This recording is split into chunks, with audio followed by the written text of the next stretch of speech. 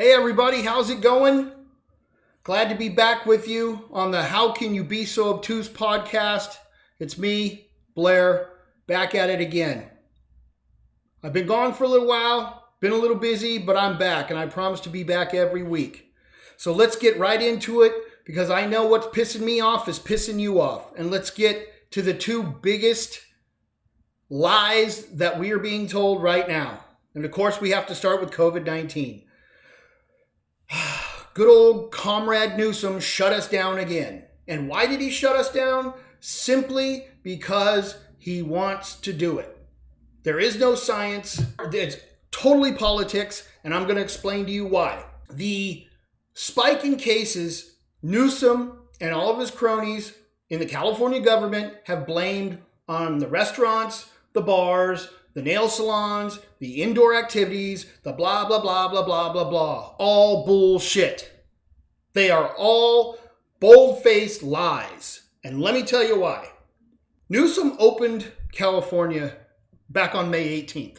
And if you do your research, according to the CDC, the NIH, the National Academy of Sciences, the World Health Organization, which we know is in the back pocket of China, but they still put out information that is relied upon by Fauci, Deborah Birx, the White House Coronavirus Task Force, which I am losing faith in rapidly. But there are several credible medical opinions as to how long it is taking for people to develop symptoms and to display those symptoms. So, depending on what website you go to, on any given day, because the information changes, it's anywhere from 2 to 14 days.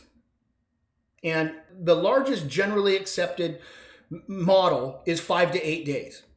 Okay, so let's take May 18th and let's just pan it out. Let's say that they opened up and people started getting affected immediately. Then that would put the spike somewhere around the 27th of May, maybe the 29th. Let's give it to the 1st of June. Just to be safe, just to play the game. Let's pretend we're drinking the Kool-Aid. Let's pretend that Gavin Newsom is being honest with us. Let's pretend that this virus is as deadly as they portray it to be. Let's pretend that everybody in the California legislature and the California government is on the up and up. And I stress the word pretend because none of them are. We know this is purely political, but let's pretend. If we are seeing spikes in cases around 5/27, 5/29, or the beginning of June, but we're not. We don't see any spike in cases at the beginning of June. We don't see a spike in cases in the middle of June. We don't see a spike in cases at the end of June. You know when we see them? We see a spike in cases on the 2nd of July and on the 15th of July. On those 2 days, California had recorded the highest positive case numbers during this whole thing since it started, right? The 2nd of July and the 15th of July. Let's go back for a second. Let's get in the rewind machine and try to think back of what happened. What could we plan out 3 weeks and try to get a spike in cases? Let's see. George Floyd riots? Perhaps? The George Floyd riots start around the end of May, the beginning of June. And they're still going on in some cities. Chicago, Atlanta, Seattle, Portland, all leftist, socialist havens for these anarchists and Antifa and all of these people that want to destroy the country, right? So let's pretend and let's go back to the facts. Let's not pretend, let's go back to the facts. That these riots start around the end of May, the beginning of June.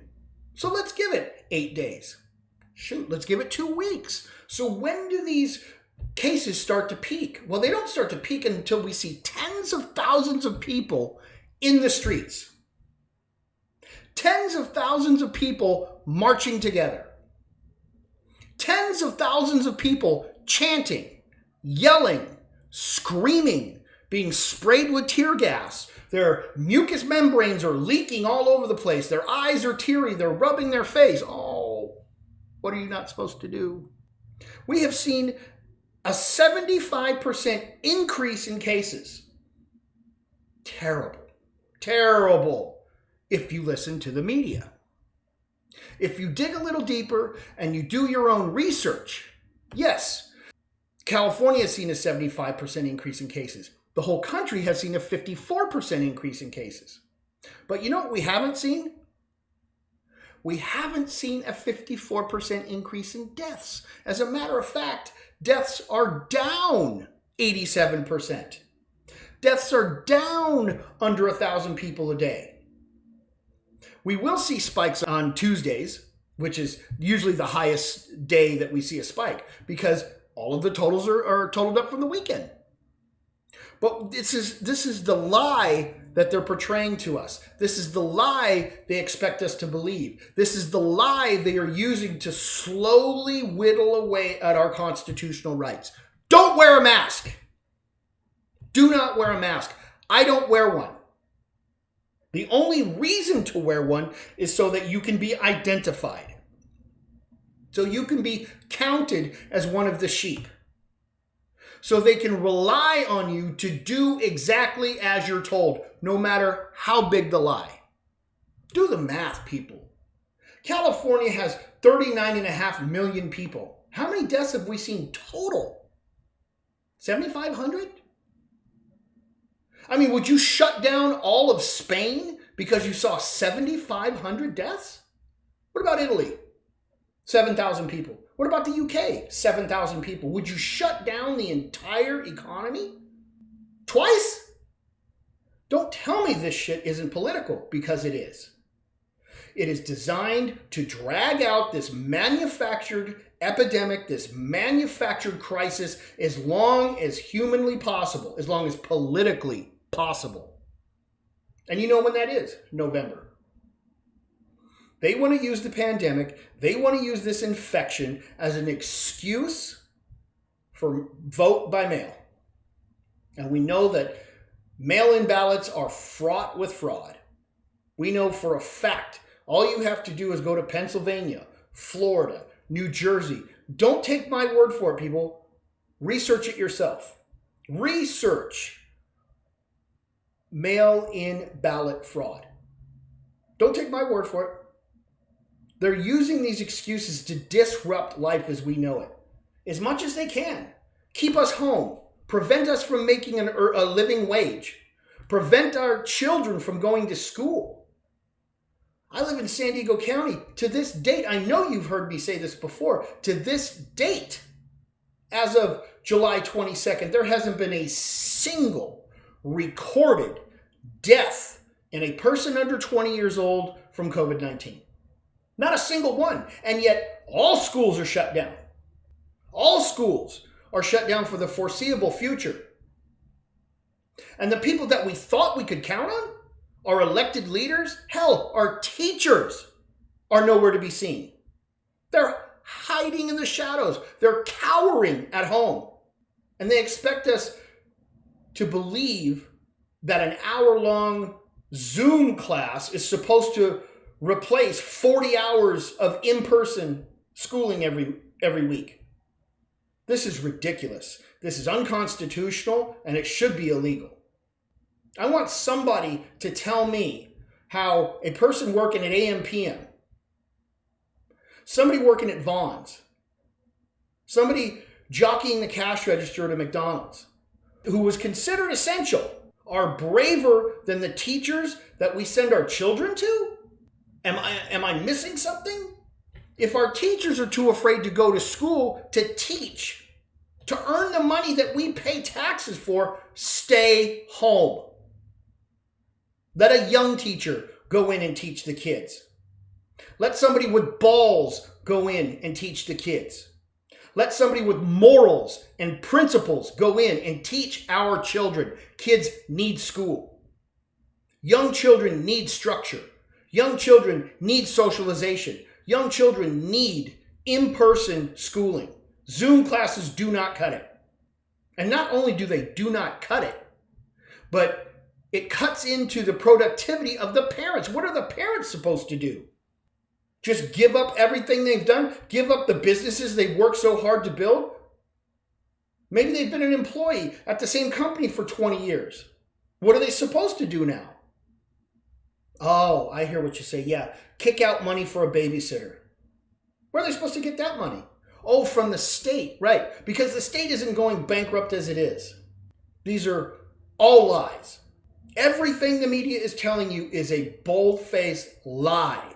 Count on it. You can do your own research. It takes 5 minutes. Go to the internet. Research what the states of Washington, Pennsylvania, Colorado, Texas, Florida, etc., etc. They're adjusting their COVID-19 death numbers. You know why? Because they're categorizing people in car accidents, motorcycle accidents, suicides, heart attacks, people who are dying of cancer, as they're listing them as COVID deaths. They're counting infections 2, 3, 4 times. Google the El Paso City Council and you'll see how El Paso has formulated a strategy of counting 1 COVID infection as 6 COVID infections. Don't take my word for it. Research it yourself. There's a huge difference of somebody who dies with COVID versus somebody who dies from COVID. And don't forget, of the 142 or 143,000 deaths in this entire country, half of them, yes, half of them have occurred in nursing homes. Nobody's going to be held responsible for that. Of the 5 governors who wrote out state mandates, executive orders for nursing homes to accept people who were already infected with COVID-19, Cuomo, Newsom, Gretchen Whitmer, that fool from New Jersey, Wolf in Pennsylvania, these 5 idiots should be put on trial. They should be held responsible, legally responsible for the people they killed, especially Cuomo. Don't believe it. Do not believe that we have to stay at home. Do not believe that sheltering in places is safer. Do not believe that a cloth mask will help you. If they're so effective, let other people wear them. I don't wear them anywhere. And it's all designed. It's all a grand design and a grand plan to try to rework this government from the inside out. It's the same tactic they're using with these Black Lives Matter riots. And don't call them protests because they're not. Look at Chicago when they tried to take down the statue of Christopher Columbus. 18 cops went to the hospital. Not because they twisted their ankles, not because they had allergies, not because somebody got poked in the eye, because they're being hit and pelted with rocks, because they're being smashed with sticks, because these Antifa assholes, these millennial pussies, put all the protesters up front with their hands raised, screaming, hands up, don't shoot, hands up, don't shoot, I can't breathe. While in the back, the agitators, the anarchists, throw weapons at the cops that keep us safe. This is unbelievable. We can't put up with this anymore. I know we're a silent majority. I don't know if we can be silent anymore. I don't know that I have all the answers. I've reached out. I have done what I can do. I have been to protests. I've been to COVID-19 protests. I started this podcast for the simple reason that I just couldn't take it anymore and I felt like I was going crazy. Is it enough? I don't know. Ask yourself, what more can I do? I've written my local congressman. I have contacted the local Republican Party to see if I can volunteer, to see what help I can be. I have donated to the campaign of Donald Trump because I believe he is the answer. I believe he's the reason this is happening, and not because of the bad. Because they are trying, they being the left, are trying anything within their power to prevent him from being reelected. And the only reason I say, not the only reason, but one of the reasons I say this is because in 2019, and you can research this yourself, this is on the FBI's website, this is on the Universal Crime Report, the UCR. In 2019, there were 10.5 million police interactions. Traffic stops, cat stuck in a tree, domestic violence, somebody threatening suicide, somebody ripped off somebody else's purse, etc., etc. 10.5 million interactions. There are 1,091 killings via the police, at the hands of the police. Terrible number, right? Of course it's a terrible number. But what's taken out of context is how many of those could have been avoided? We don't know. We don't know the circumstances. We would have to go on a case-by-case basis. But let's take it on the overall numbers. 1,091. Let's say that's extreme.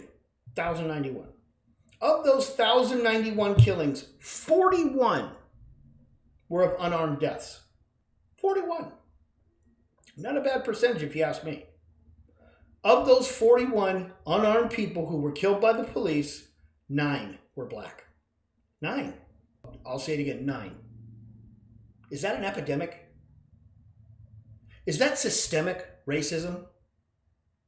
Does that qualify as systemic racism when 9 unarmed black people were killed by the police? They're not dying in the streets. They're not being slaughtered. They're not being hunted, as we're being told by Black Lives Matter, as we're being told by the talking heads that they put on TV, who will say anything to further the Democratic agenda. Anything. Do you want to know how many white people died of those 41 unarmed deaths? 21. 21. Over 2 times the amount of the unarmed black people that were killed. 21. This is not about race. This is not about George Floyd. This is not about police brutality. These are not peaceful protests. This is not about racial equality. This is about a fundamental change in the way the United States is governed. And it's been coming for a long time. These are not peaceful protests. Black Lives Matter? Of course they do. Everybody's life matters. Anybody who tells you that black lives don't matter is an idiot. Of course they are. But white lives matter too. And brown lives, and yellow lives, and Native Americans, and indigenous peoples. Notice how the message has changed. The same way the message changed with COVID. All of these messages change. They move the goalposts. And they do it on purpose. And it's to keep everybody off their feet. To keep them off balance. And if you don't believe me, examine why the LA Teachers Union won't go back to work. Well, let me tell you why. The LA Teachers Union has put out a list of demands that they will not return to work. Now, remember, the only reason they're not working, supposedly, is because they're so afraid of contracting COVID and going home and killing somebody, right? Even though kids are not transmitting or contracting the disease the way adults are. There's some sort of makeup with kids and their T cells and their A1 receptors and this and that, where they're not contracting, nor are they transmitting the disease like adults are. They're certainly not dying from it. I think the last number I saw of the 143,000 people that have died in America from COVID-19, about 80 of them were kids. And all of those kids had underlying issues. But the LA Teachers Union has put out a list of demands that they will not go back to work unless these demands are met. And what are they? Defunding the police. Why in the world would the LA Teachers Union be so concerned about defunding the police? Maybe because the LA Teachers Union is in the back pocket of the Democratic leadership in California. Maybe because they're humongous contributors to the Gavin Newsom campaign. They also want higher taxes on wealthier people. Wealthy people pay an enormous amount of tax already. These are not idle threats. These are political moves, well planned out, in advance, designed to disrupt your life.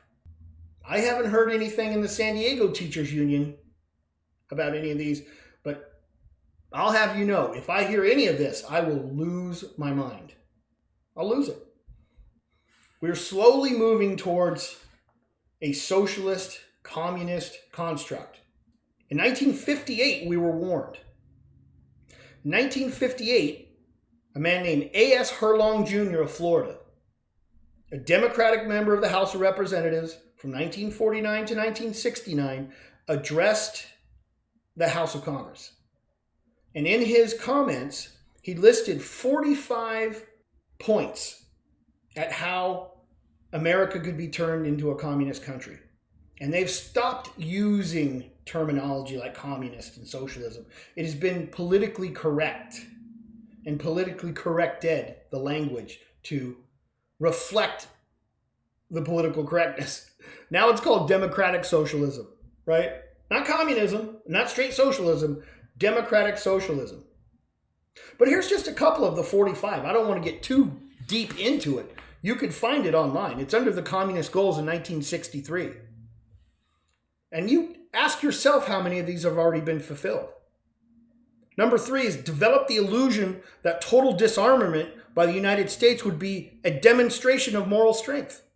So put our guns down and use our words, essentially. Number 4 is permit free trade amongst all nations regardless of communist affiliation. Number 7, grant recognition to Red China. China hasn't changed its governmental structure. Make no mistake, China is still communist. China is still our enemy. China is the biggest threat to United States sovereignty and freedom. Make no mistakes. Number 11, see if this sounds familiar. Promote the UN as the only hope for mankind. If its charter is rewritten, demand that it be set up as a one world government with its own independent armed forces. Sound familiar? This was spoken to the House of Representatives in 1963. Not 2003, not 2013, not 3 months ago, 1963. Number 12 is resist any attempt to outlaw the Communist Party. Well, of course, just rename it. Call it Black Lives Matter. Number 13 is do away with all loyalty oaths. Oh, yeah. Get rid of the Pledge of Allegiance in schools. Good start. Number 15 is capture one or both of the political parties in the United States. Well, I'm not sure about the conservatives, but I'm damn sure about the Democrats. The liberals, the leftists, and the Democratic Party continue to move further and further to the left. And this is why. Now we see why. Now we know why. Number 17 is get control of the schools. Use them as transmission belts for socialism and current communist propaganda. Soften the curriculum. Get control of the teachers' unions. Put the party line in textbooks. It is happening as we speak. And if you don't think it is, you're a fool. Number 18 is gain control of all student newspapers. Of course, they're talking about college newspapers because these fools are the easiest ones to fool. We have to realize what's going on around us. It is difficult. It takes time. It takes effort. Maybe we don't watch The Office for a half an hour and we do some research. I have made a personal pledge to spend less time on Facebook and more time on my own family. Spend more time researching how to fix what is going wrong in this country. I'm one man. We are one country. I think if we work together, we can make a change. Number 19, and I think is maybe these are some of the most glaring examples, is use student riots to foment public protest against programs or organizations which are under communist attack. I dare you to go out in public and talk bad about BLM. I dare you to go to a BLM organization or an organized protest and try to have civil discourse with one of the members. You'll get assaulted. You'll be lucky if you walk out of there alive. Number 20 is infiltrate the press. Get control of book review assignments, editorial writing, policy-making positions, etc., etc. Sound like the New York Times? The Washington Post? This is not a conspiracy theory. These are hard facts. This is provable evidence. None of this is conjecture. 21 is gain control of key positions in radio, TV, and motion pictures. Oh, done. Success. Congratulations. Bravo. CNN. MSNBC. NBC. Disney, ABC, CBS Viacom, Facebook, Twitter, Instagram, YouTube, all controlled by the left. New York Times, Washington Post. Who owns the Washington Post? Oh, Jeff Bezos. What else does he own? Amazon. Oh, and about $800 billion. How about number 23 is control art critics and directors of art museums. The quote is, our plan is to promote ugliness, repulsive, meaningless art. I'm no art critic, but I'm telling you, I don't get it. I think they've done that already. These are just a few things. I'm not going to go through the whole list. There's 45 points. All of them relevant. Arguably, all of them being implemented as we speak. We have to act. This is a critical moment in U.S. history. And if you're listening to this podcast, I know you feel the same way I do. So we don't have to convince each other. We have to convince the ones who are on the fence, the independents. You can't talk to the left. I try. I don't even waste my breath anymore. You can't. Unless they have some sort of cerebral shift and they're able to accept facts and evidence and proof and sources. But I've yet to see that happen. So wherever you are, wherever you work out, wherever you go to eat, wherever you work, wherever you socialize, wherever you drink, whoever you talk to, take their temperature politically. Show them what's happening. Convince them to go the right way. Because if we don't, we have Biden in our future. And Biden is not even a human being. He's a mass of gelatinous goo masquerading as a human being. There's a chip implanted in the head of goo that makes him do whatever he's told to do. Well, I remember in the pool they used to rub the hair on my legs and Corn Pop was a bad dude. They don't want him to lead. He is not a leader. He's had 50 years to prove his leadership abilities. This is his third run for the presidency. He's a plagiarist. He's a racist. He's a liar. And we cannot afford to let him win. So take your time. Take some time. Do what you have to do. Sacrifice watching Jeopardy. Whatever you're watching, whatever you're doing, take time out of your day. 30 minutes, 45 minutes, do your research so you're prepared. If you get into a discussion, some discourse, an argument, you're able to support your side of the story, which is exactly what we have to do. Follow me on Facebook. I cite my sources. Ask me a question. I'll do my best to look up the answer. Email me. You have a topic of conversation, I'll do my best to present it. And as a parting gift, I generally leave you with a couple of motivating words. But I'm not going to do that anymore. I'm just going to try to leave on a high note. And this high note being, has anybody seen the stock market? Oh my God.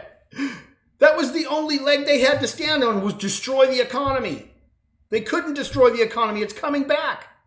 On February 12th, Dow Jones was at the highest it had ever been, 29,951.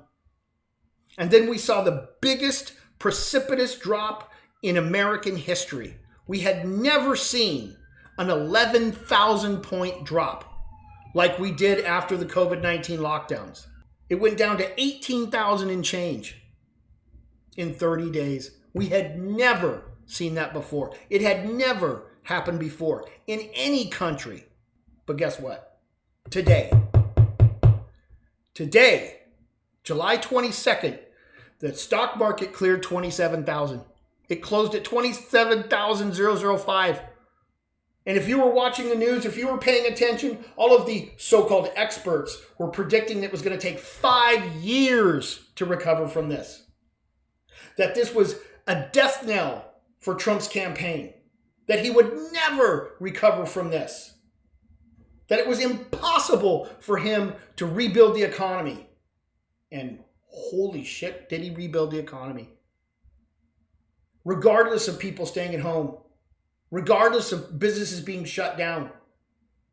Just think what's going to happen once the lie has been revealed, that COVID-19 is not as deadly as they claim it is.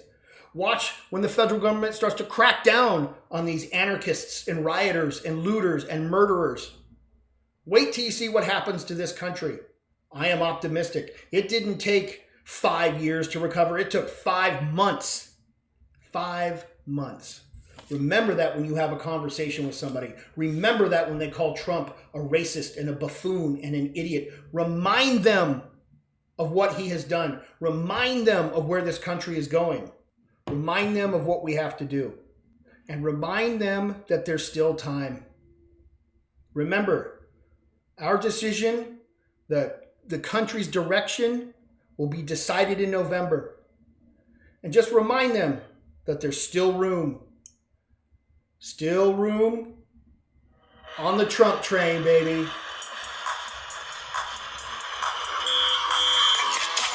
Get on it. See you in November, baby.